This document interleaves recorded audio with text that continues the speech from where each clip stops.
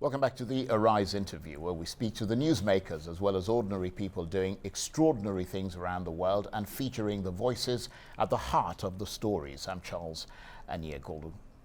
Now to another first. 100 young conservationists from 23 countries in Africa have been recognized as the top youth leaders in conservation on the continent.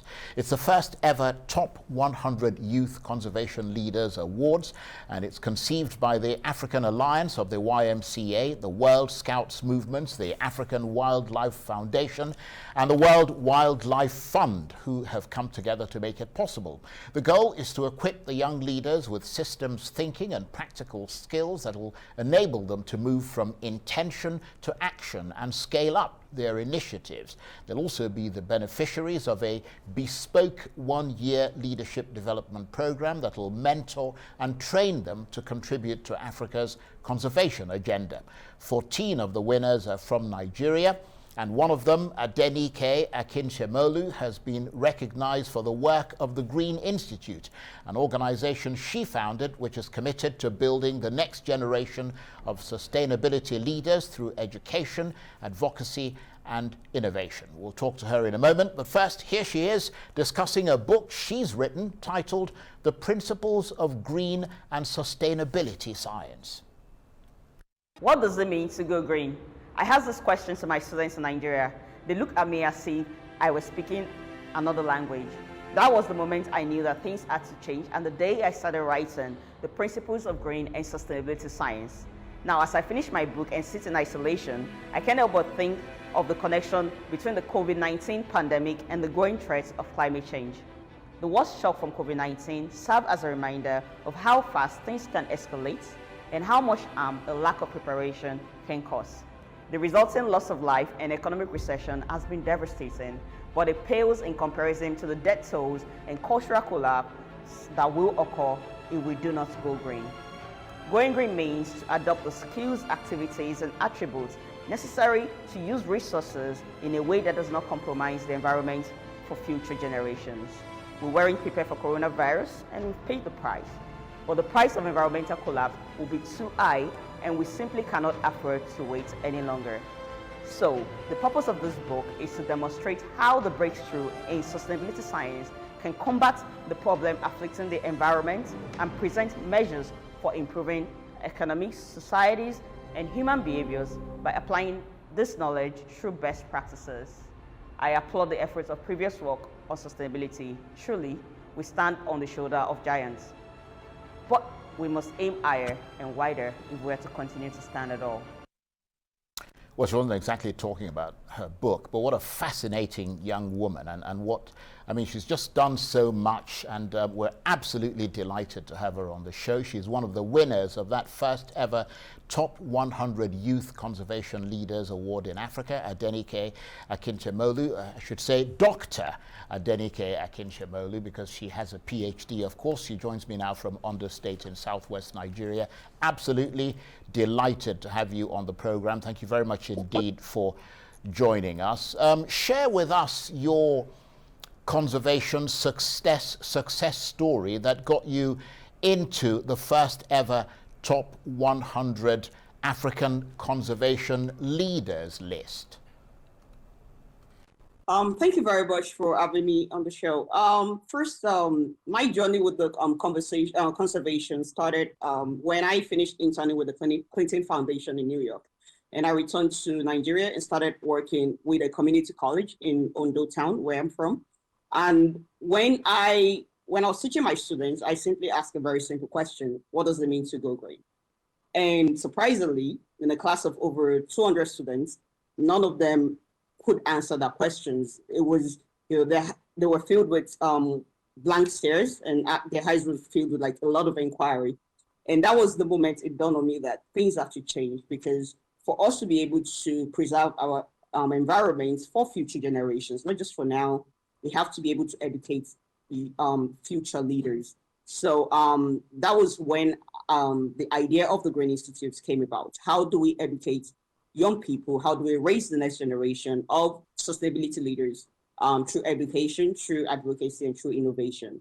And that's birthed the launch of the Green Institute. And so far, we've been able to educate entrepreneurs, selfless leaders who will disrupt environmental justice through innovation and actions.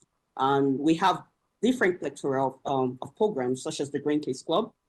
And the purpose of the Green Case Club is to educate and also encourage young people, especially between the ages of 5 to 10, to be environmental stewards. Because we believe that if we're going to create a change, we have to start from the grassroots, from the beginning. And so that's why we're choosing young people. Also, we move further to university students.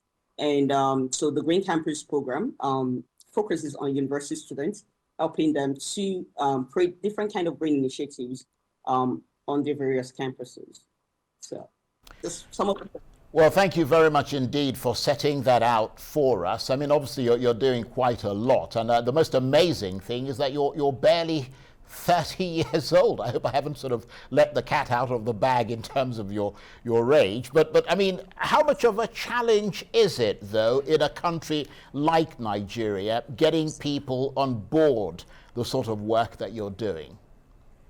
It is very, very, very challenging, because really let's look at the Maslow hierarchy of needs.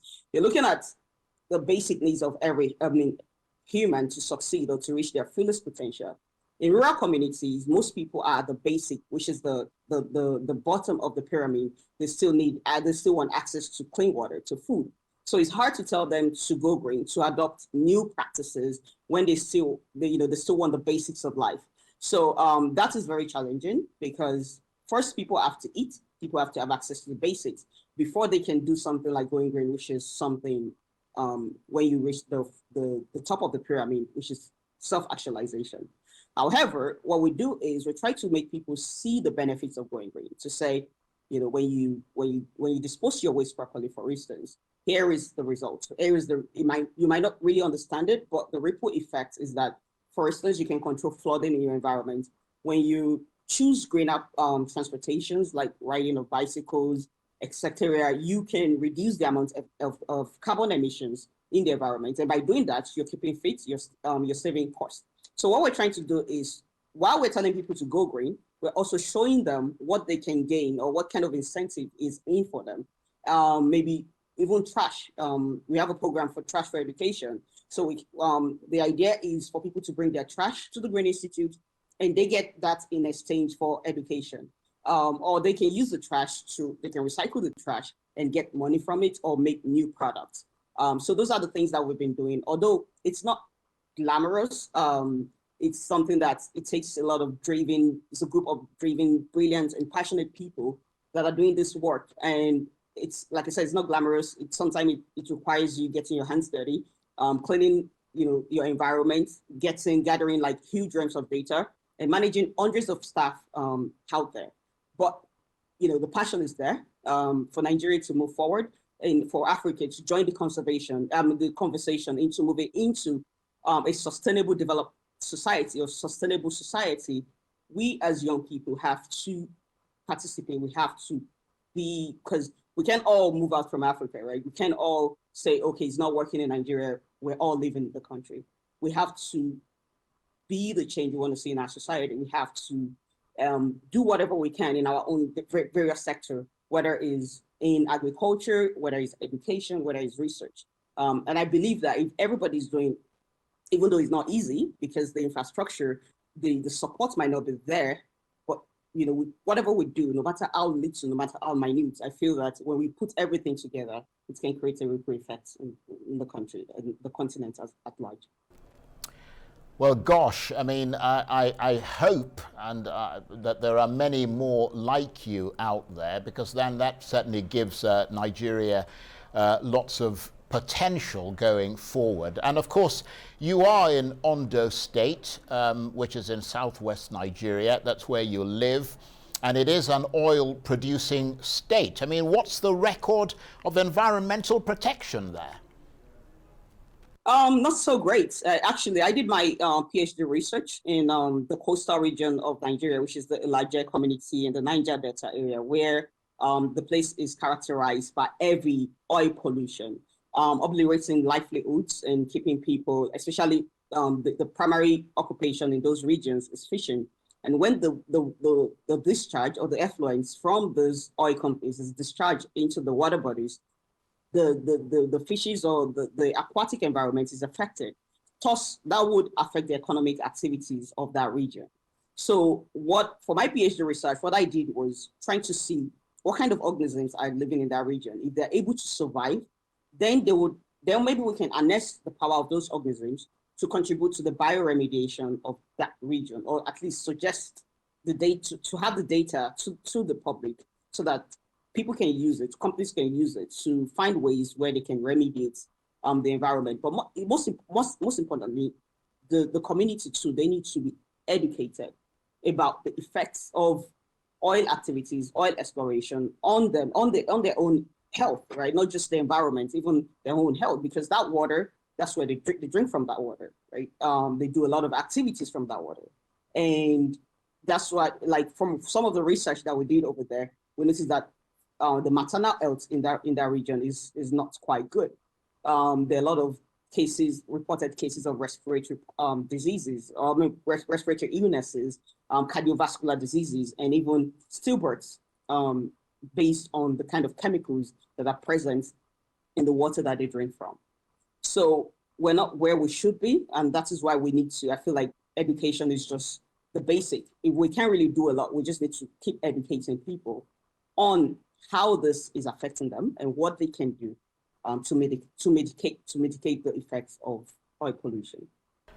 And I suppose it is fair to assume that that is what the central focus of your Green Institute is, educating people and helping them to promote sustainability. And those are the sort of programs that that's how you're working on things on the state where you are and in the coastal areas of Nigeria. Is that right? Yes, correct. Education, that is our major focus, because I believe that for us to be able to reduce inequality, for us to be able to tackle poverty, for us to be able to tackle climate change, or even to promote vibrant democracy and ultimately protect our environment or biodiversity, we need to actualize these goals, and education is the tool for it. We need to reimagine education at all levels, and not talking about education, the typical Nigerian education of just being in classroom and doing theoretical stuff. I'm looking at young, brazen, like resilient and vibrant leaders whose education transcends beyond the rhetorics of curriculum, of culture, of communities. Young leaders that are out there on the field and learning, using their environment as classroom. And by doing that, they're not just learning, but they're preparing for themselves for the future economy. Because with climate change right now, people are thinking differently. We're moving towards a greener economy. Fossil fuel is phasing out a little bit, and now we have greener jobs. We have new kind of jobs, and we need to prepare these young people to be ready to take on those roles, especially in the future. Well, I mean, we've got about a minute or so before we have to take a break, but you were talking about the country moving in the direction of a green economy. Is it really doing that? I mean, what's your assessment of where things stand in Nigeria, broadly speaking? Well, I mean, for instance, in a lot of developed societies, people are already moving into using things like electric car. In Nigeria, we still don't have 24 hours electricity. So in terms of the country as a whole moving towards green economy, maybe not now, but in the nearest future, yeah. And that is why we need to actually get the young people ready to take on jobs, to be prepared. And if Nigeria is not ready, which I hope it will be, based because of the new generation of leaders that we're raising, they can actually be relevant globally. So okay, I'm sorry to interrupt you. We're going to take a break, but please stay with us. We're going to come back and talk with you some more. You're watching the Arise interview. Plenty more still ahead as we continue our chat with one of the Nigerian winners of the first ever Top 100 Youth Conservation Leaders Award in Africa, Adenike Akinsemolu. Stay with us.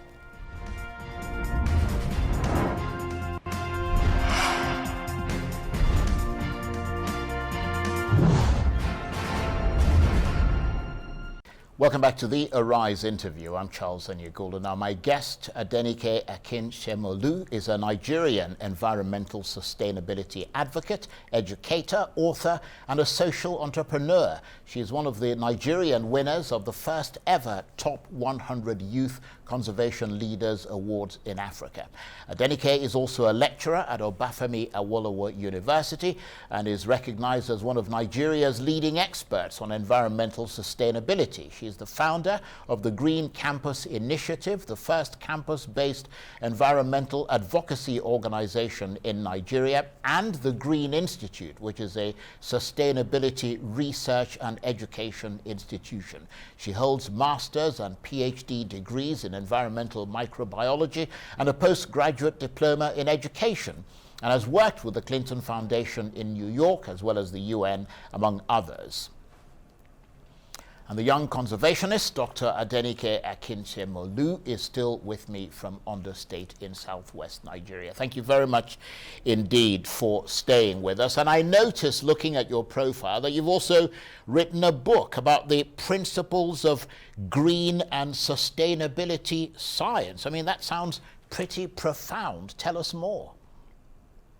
Yeah, the book, so when you're talking about sustainability, sustainability is usually, most of the books that are available is from a global perspective. So we need Africa to tell their own story, to tell our own story. So what I decided to do is to come up with a test that focuses on sustainability in an African context. So the purpose of the book is just to demonstrate how breakthroughs in sustainability science can help combat the problems affecting the environment, such as climate change, and also to present measures for improving economy, society, and human behavior. So, you know, I spoke about when I was asking my students about the concept of going green, and it was really difficult for them to explain the concept. So the book is a kind of an easy read for young people about sustainability, and the idea of going green is a foundational test. Focuses on unemployment, diseases, health, unsustainable production, and different aspects of sustainability. And by using this book to examine sustainability in all areas, it is hoped that the book can create a roadmap to a better future. Because for us to be able to get involved in the conversation on sustainability, we need young people to understand the foundation of it so that they can actively engage in saving our planet for all its residents, present and future. Well, you're certainly engaged in that conversation. If your other sort of contemporaries aren't quite there as you are, how does it feel to be chosen as one of the top 100 young African conservation leaders out of thousands from 23 African countries? Definitely, it's flattering to be among young, driven, brilliant, and passionate people doing important conservation work. I won't say it's a validation for the work we do, but it shows that people are actually paying attention to the various activities, especially of the Green Institute. But however, while it's good to be on this list, I must say that the real work is people that are on ground and they're doing the work every day with passion, with focus, and with practical execution. While I'm on the list of those 100 conservation leaders in Africa, I must say that it is not something that has been achieved single-handedly. It takes my team is filled with committed young people that are not seen every day on camera, and those are the people that are actually doing the work, the groundwork, and getting their hands dirty, and in making sure that we're preserving our resources and we're ensuring that everybody is educated about sustainability in Africa. So, yeah. And I mean, does that inspire you to do more, or perhaps put you under considerable pressure to keep aiming higher?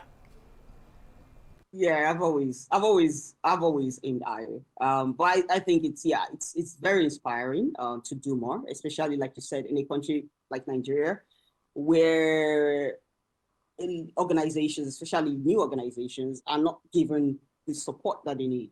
So it's quite inspiring, and it's definitely a call to action to do more in our community. So yeah, definitely inspired to continue to do more. Well, let's broaden things out a bit, because in terms of your personal achievements, I mean, you've done a heck of a lot at a pretty young age, haven't you? I mean, you're barely out of your 20s, and yet you've got a PhD, you've founded the Green Institute, you've written books, you're a senior research fellow, a lecturer, you've worked with the Clinton Foundation in New York. I mean, there's so much that you've done beyond what I've just mentioned here. How do you relax? Well, first it is, I like what I do. I'm passionate about what I do. And for me, it is like relaxation, because I feel like I like to be outside. I like to experience nature. I like to do things that are outdoor activities most times. And I'm also introverted. So usually I'm not the kind of person that you see going out a lot. When I'm indoors, I'm probably writing or just relaxing. So because of my introverted nature, I'm not the type that would have to go out and mingle a lot. However, because I enjoy what I do, it's something that to me is not just work. Is also because I get to travel too. I get to go to different parts of Nigeria. I get to travel to different parts of the world to meet people and maybe conferences. And while we're doing that, maybe we go on vacation. For me, relaxation would be doing things like cycling, or just hanging out with friends, taking a walk, just pretty much simple life, rural simple life. So yeah, not much to do. But. So you're what the Americans call a bit of a nerd and a bit of a goober. And basically that's a bit like Bill Gates. That's the sort of person he is. Although he doesn't, you don't appear to wear glasses, at least not yet. So here you are, Adenike. You've done all these things, and you are, still quite young. I mean, what's next for you? What's your next big idea? The next big idea that you're working on? Big idea. Well, for me, for me right now is to continue the work we do at the Green Institute. However, ultimately, I want to play a pivotal role in transforming communities, especially in Africa, into greener, safer spaces. In my generation, I want to contribute more to a sustainable world. And I also want to inspire young people that when you ask the right questions, I want to inspire young people through my scholarship, through my service, and through innovation. That when you ask the right questions, such as the question I asked when I joined the community college, the question is, what does it mean to go green? And that when you ask the right question at the right time, you can spark the movement. So yeah, just keep going, just continue building on what we're doing at the Green Institute. And ultimately, the future goal is to have a green school, which is something that I'm actively working on, a green school in Ondo State, Ondo Town, Ondo State, Nigeria, that focuses on sustainability.